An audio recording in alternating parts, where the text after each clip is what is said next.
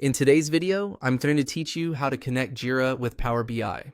If you want to bring your Jira data into Power BI for reporting and dashboards, this process is a great place to start.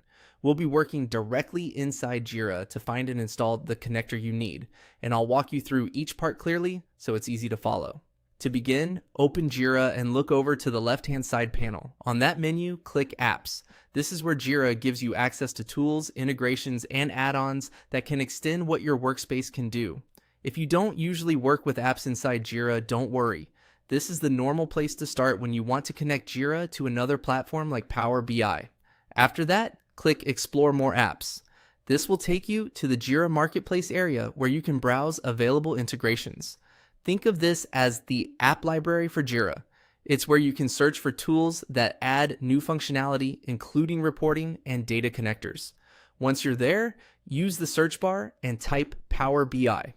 This helps narrow down the available apps so you can quickly find the connector related to Microsoft Power BI. When searching, make sure you're selecting an app that clearly mentions Power BI connectivity, since there may be multiple reporting-related options in the marketplace. From the search results, click on Power BI Connector. This opens the app's information page.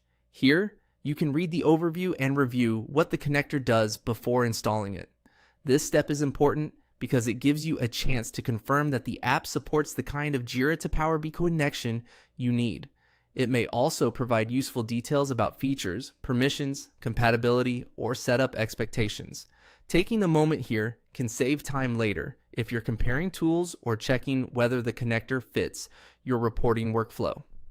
When you're ready, click Try it free.